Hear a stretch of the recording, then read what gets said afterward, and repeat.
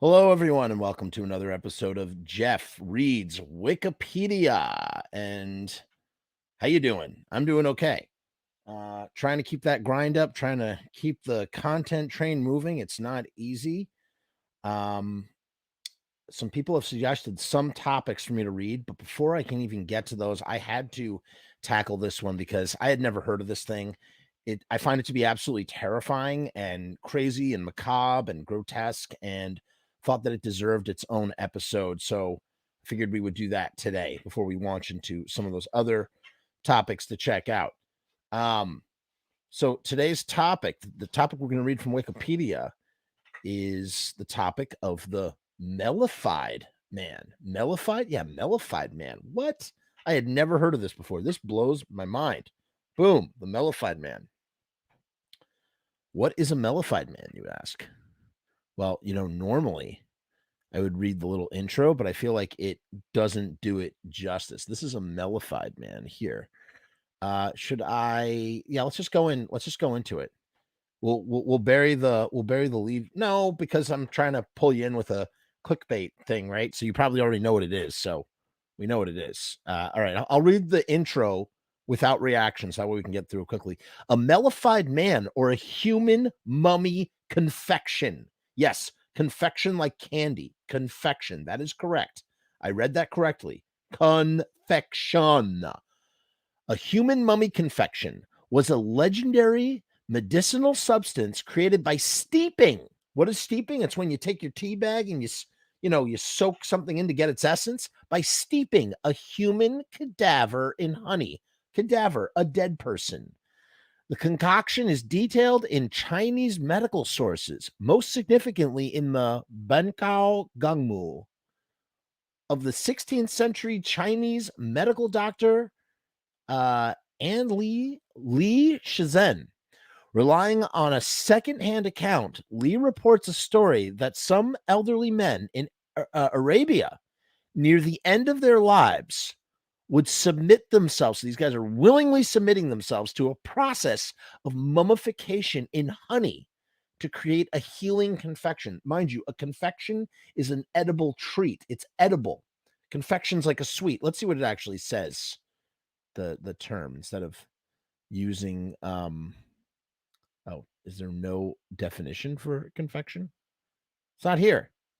Here. What is a confection? Let's look it up on the dictionary, right? The official definition: a dish or a delicacy made with sweet ingredients. A whipped chocolate and cream confection, an elaborately constructed thing, especially a frivolous one. A fashionable or elaborate article of a woman's dress. But the number one on the thing is a dish or delicacy made with sweet ingredients. Holy moly.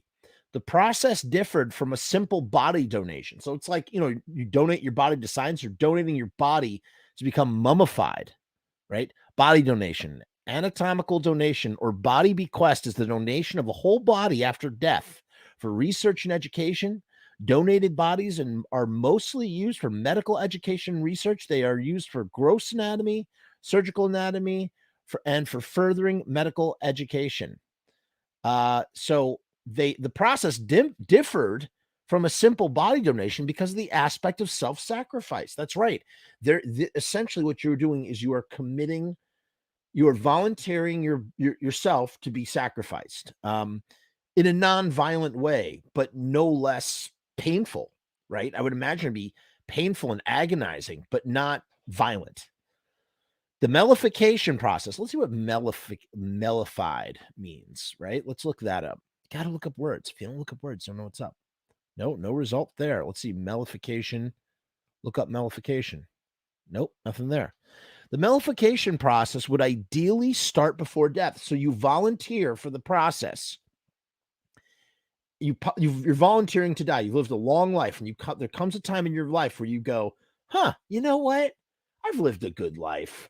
I think I'm going to help other people by ending my own life and allowing my body to be buried with honey until I become a human candy to be consumed. Kind of like the cotton candy cocoons in Killer Clowns from Outer Space.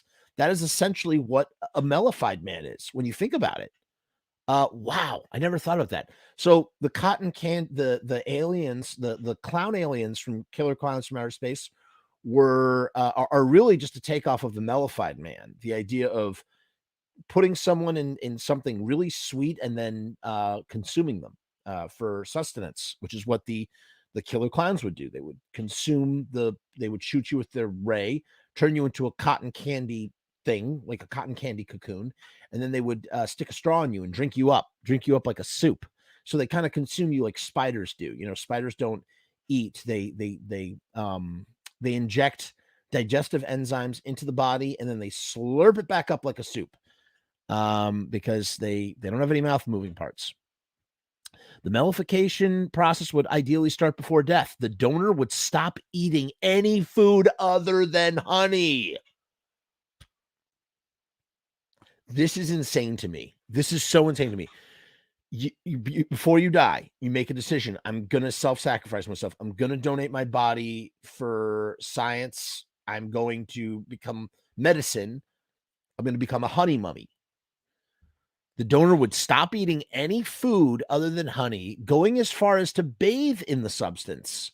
Shortly, his feces, fecal matter, and even his sweat, according to legend, would consist of honey. So you literally are mummifying your body into honey. You're changing. It's like you're fossilizing yourself. You know, fossilization is the process by which organic tissue is replaced with stone, kind of making like a photograph. You're essentially making a photograph. You're fossilizing yourself with honey, which doesn't decompose at all. Honey is immune to rot. It doesn't rot.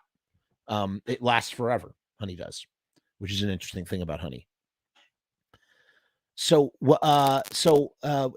people would consist everything from feces to sweat would start to consist of honey when this diet finally proved fatal in one way or another. You're eventually going to become dead from consuming honey. You're gonna die from diabetes or something's gonna happen to you because you're not gonna get enough nutrients. You know, honey doesn't have any protein in it, doesn't have any fat. It's all just sugar and carbs. Eventually it's going to kill you. The donor's body would be placed in a stone coffin filled with, what do you think? More honey. Just honey all around. After a century, so after 100 years, after a century or so, the contents would have turned into a sort of confection, reputedly? What is reputedly capable of? Reputedly, according to what people say or believe, reputedly capable of healing broken limbs and other ailments. So it's kind of like a snake oil. You eat some mummified cadaver, candied mummified cadaver covered in honey. You can heal broken limbs and other ailments. This confection would then be sold in street markets as a hard-to-find item with a heavy price. I'd imagine eating 100-year-old honey mummified cadaver. Wow. I mean, it's not too far off from like people grinding corpses up into medicines, which I know has happened, but this just seems so much like more macabre to me, I think. All right, let's look at some pictures before so this is just to get an idea of what we're dealing with here. Here's a guy covered in honey, right? This is a mellified man right there. That's the hand of a mellified man, supposedly. Artistic rendering. Have to take 100 years. Here's one. That's one right there. That guy. Wow. Here you go. Oh my goodness. That is terrifying to me on so many levels. I can't even tell you how terrifying that is. To think that you're slowly, oh my Lord. Oh my Lord. That is really crazy to me. Really, truly so crazy. Here you go. Corpse Flower Archives. Huh. Here you go. Here you go. That's one right there, I think. Save the bees. Australia. Yeah, here's a mellified man. That's what you look like. Huh? after you get all huntified. Someone makes a decision to do this. People make the decision to become mellified men or women, right? I wonder if women do it too. But yeah. So, human mummy confection. Oof. I just can't wrap my mind around this. I can't wrap volunteering to be consumed and people voluntarily doing the consuming. I mean, it just blows the mind. All right, let's keep going. Origins. The first known records of mellified corpses come from Greek historian Herodotus from the 4th century BCE, who recorded that the Assyrians, essentially the Arab people, right? Assyrians or Arabic on some level, Middle Eastern. Arabic might not be the right word, and I apologize if that's not the right term. Used to embalm their dead with honey. So they used to embalm their dead with honey. A century later, Alexander the Great's body was reportedly preserved in a honey-filled sarcophagus. And there are also indications that this practice was not unknown to the Egyptians. So apparently it's been going on for thousands of years. Assyrians, Alexander the Great, Egyptians. Another record of mellification is found in Li Shinzen's 1596 classic Chinese pharmacopoeia, Benkao Gar. We just read that. Section 52, Man as Medicine. Man as Medicine. Under the entry for Mayune, which is mummy, Li quotes the copyright 1366 Chaolu talks while the plow is resting by the Yuan dynasty scholar Tao Zongoi. Ready? According to Tao, in his Chenggu, in the lands of the Arabs, there are men 70 or 80 years old who are willing to give their bodies to save others. So that's what it is. It's the self-sacrifice. Essentially, it's living body donation, that self-sacrifice to save other people. So these 70 or 80-year-old men, they make a pact or on some level, like, when I turn 80, I'm going to turn into a honey mummy. Honey, at 75th birthday, blows out all the candles. Honey, I've decided that when I turn 80, I'm going to become a mummy, a honey mummy man. They are willing to give their bodies to save others. Such a one takes no more food or drink, only bathing and eating a little honey till after a month. So you can last a month without drinking water or eating food. They must be drinking some water. Till after a month, his excretia are nothing but honey. Then death ensues, probably from lack of nutrition. So you're literally, your stool is pure honey. That's what it is. You're eating so much honey that only honey comes out of your rear end when you go to the bathroom, when you do number 2. Then death ensues. His compatriots place the body to macerate,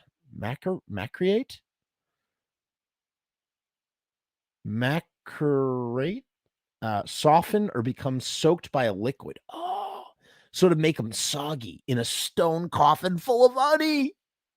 His compatriots place the body to macreate, get softened in a stone coffin full of honey with an inscription giving the year and the month of burial. After 100 years, the seals are removed. They go, oh boy, time to crack open that honey mummy. The seals are removed, and the confection so formed, used for the treatment of wounds and fractures of the body and limbs. Only a small amount taken internally is needed for the cure, so they say. Although it is scarce in those parts, the common people call it mellified man, or in the foreign speech, munai. Thus, Mr. Tao. What? Thus, Mr. Tao. But I myself do not know where the tale is true. But I myself do not know whether the tale is true or not. In any case, I append it for the consideration of the learned. According to the historians of Chinese science, Joseph Needham and Lu Gizhang consider According to the historians of Chinese science, Joseph Needham and Lu Jihan, this content was Arabic, but the story got mixed up with a Burmese custom of preserving the bodies of abbots and high monks and honey, so that the Western notion of a drug made from the perdurable. Let's see what perdurable means. Enduring continuously, imperishable, so that the perdurable, because essentially you're preserving it so well in the honey that it lasts forever. Human flesh was combined with the characteristic Buddhist motif of self-sacrifice for others. In her book, Stiff, The Curious Lives of Human Cadavers, writer Mary Roach observed that Lee is careful to point out that he does not know for certain whether the Mellified man story is true. Here is one thing that is true. There are tales of monks who do self mummify. That's what they do. What they do is they go into a cave, and the whole idea is that these mummies are technically not, they're not dead. Let's see self mummified monks. Here you go. So check this out. This is a similar thing, but it doesn't involve cannibalism. See, these guys, supposedly, this dude just basically mummified from meditating. What they do is they start eating less and less food. They start fasting, right? They start eating less and less food. And then they put themselves into like a cave or a place where they eat nothing else but meditation. Sometimes they eat stones and twigs and berries and such, right? But basically what they're doing is they are drying out their bodies while they're still alive, and then eventually they seal themselves up in a cave and they mummify. They come to a point, and what they're doing is they think they are ascending to another life, another state of being. And so technically these people are not dead. Here, I'm going to read this super quick, only because it's so relevant. So it's these guys are kind of a Buddhist mummy. The term refers to the practice of the Buddhist monks observing asceticism to the point of death. Asceticism is a lifestyle characterized by abstinence from sensual pleasures, often for the purpose of pursuing spiritual goals. Ascetics may withdraw from the world for their practices or continue to be a part of their society, but typically adopt a frugal lifestyle. So eventually, but what they do is they observe this practice to the point of death and enter mummification while alive. So supposedly these guys are alive right now, or that they were alive when they entered that state. They are seen in a number of Buddhist countries. And the idea is that if you start to decompose and you don't mummify, then you weren't holy enough. You didn't do it right. It is believed that many hundreds of monks tried, but only 24 such mummifications have been discovered to date. There's a common suggestion that Shingon school founder Kukai brought this practice from Tang, China, as part of a secret tantric practices he learned, and then were then lost to China. But basically what they do, and we're going really off topic here, but I just think it's so relevant. Where's the thing about, so here, what they would eat, their diet abstained from any cereals and relied on pine needles, resins, and seeds found in the mountains, which would eliminate all fat in the body. So if you were truly living this pious lifestyle, then you would have zero body fat, which would allow you to self mummify.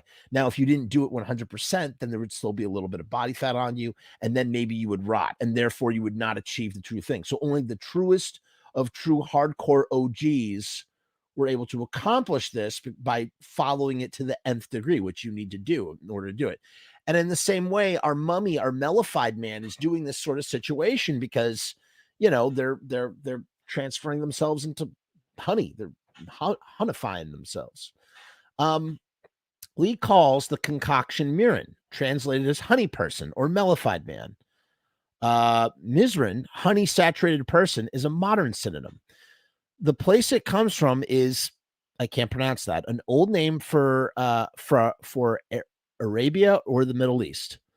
So this is just about like the way you say the words. Blah, blah, blah, blah, blah, blah, blah.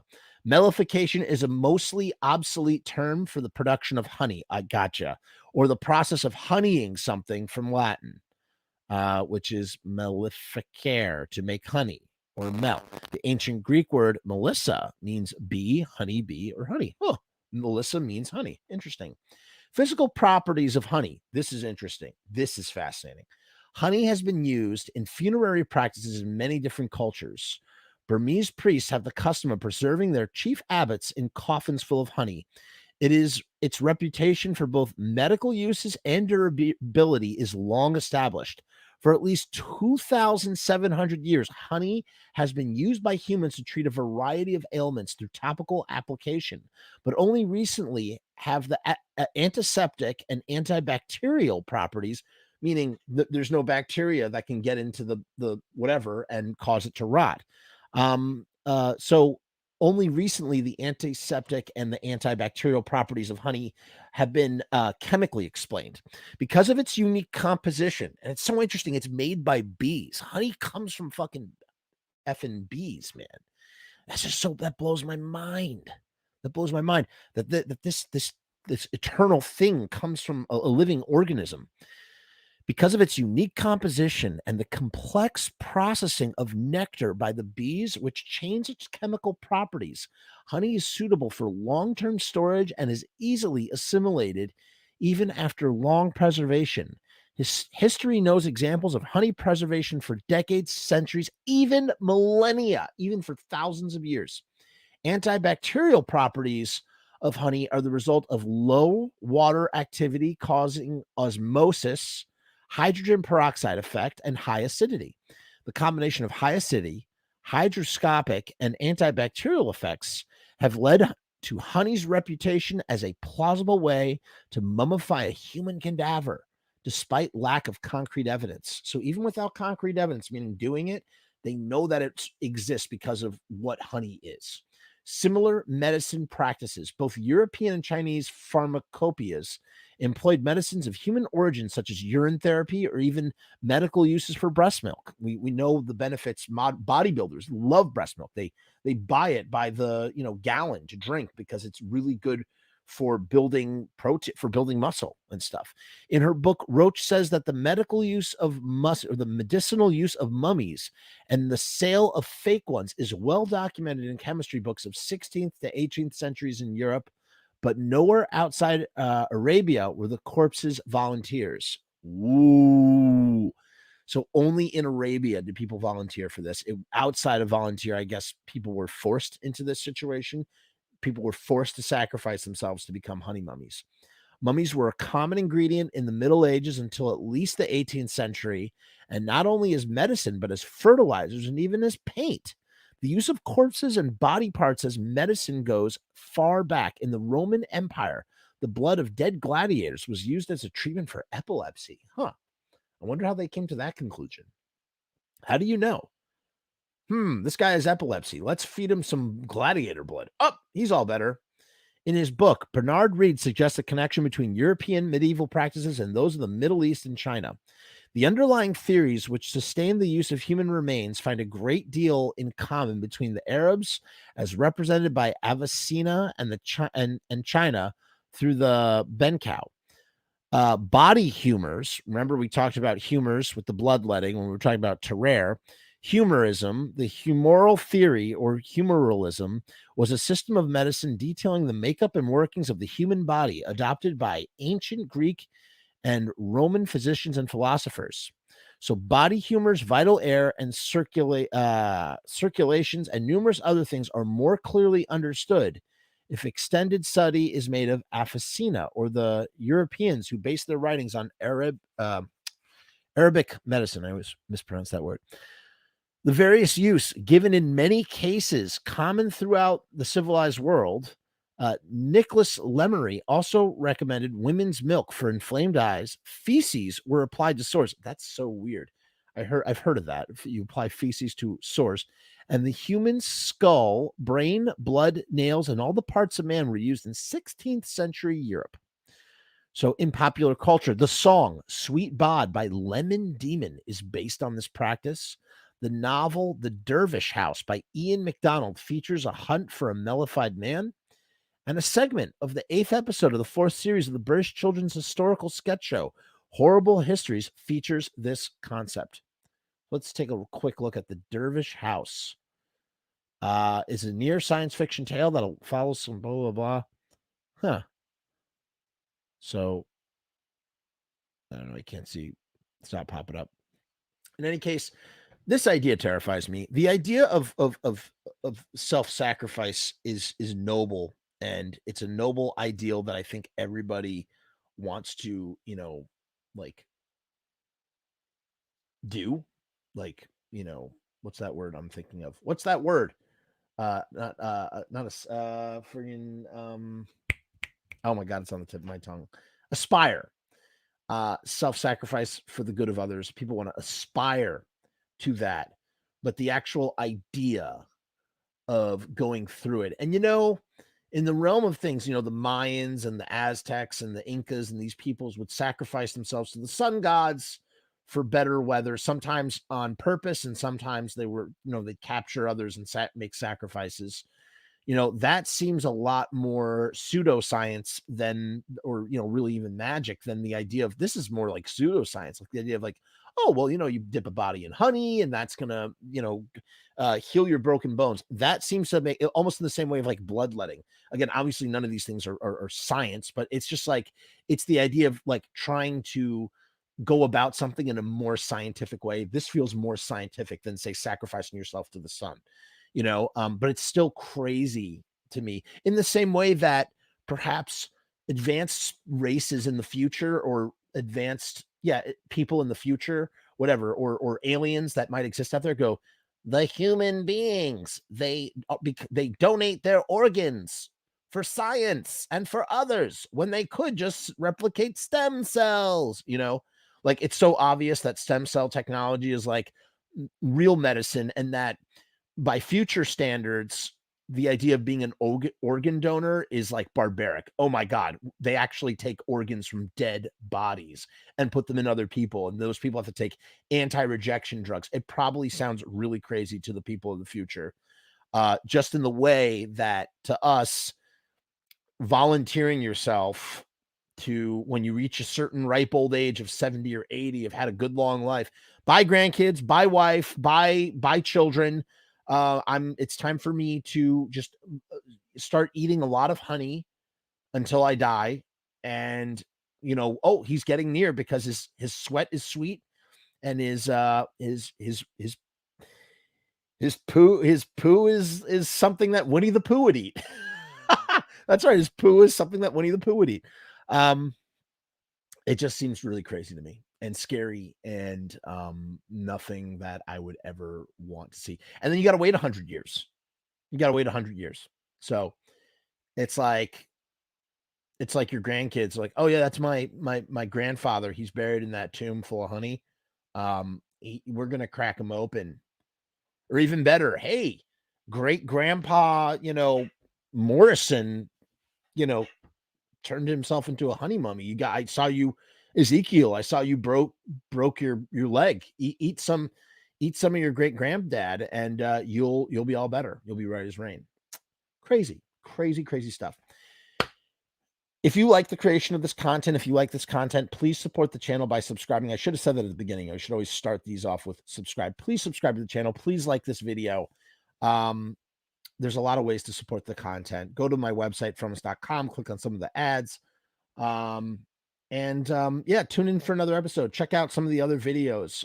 But thanks for watching. And we'll be back next week with, or the next time I do this, with something else. In the meantime, I'm Jeff, who reads Wikipedia. Have a good night.